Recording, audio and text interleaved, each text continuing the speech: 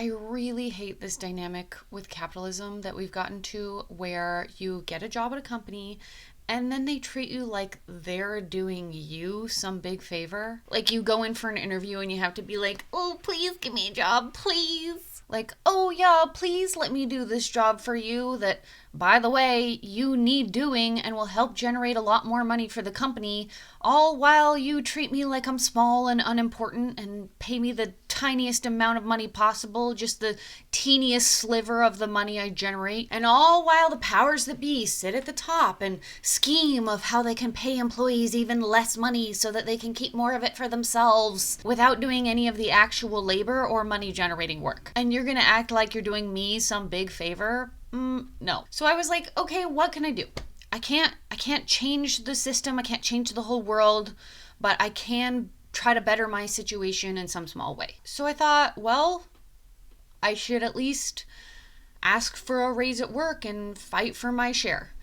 And I went into work all determined. I set up a meeting with my boss where I would lay out all of my good work and fight my case. And he ended up kind of blowing me off. He was like, well, I agree with you, but that's really more of an HR decision. So I made an appointment with HR and I went in there and I made my case, and she just kind of sat back and let me talk. So as I was talking and making my pitch and I was going through all my projects and everything, she sat there just kind of smiling with her hands in her lap, just.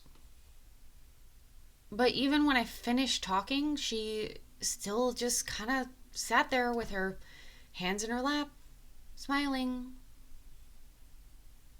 And it felt like we were having some kind of staring contest. And I sat there in silence for a long time, actually, because I was like, I'm not going to fill this silence. If this is some kind of power game, I'm going to win it. I refuse to be the one to break the silence first. So I'm sitting there not breaking eye contact. And then she's sitting there not breaking eye contact. And I'm sitting there not breaking eye contact. And she's sitting there not breaking eye contact. And it's getting pretty intense, actually. And this goes on for several minutes. And now it's just starting to feel like really absurd. So finally, I say, is there anything you would like to respond to about my request for a salary increase? And she's just sitting back in her chair with her hands in her lap, looking completely nonplussed, when finally she says, if you would like to start a conversation, please type in a prompt and press enter. Turns out I'm the only actual human left working at this company.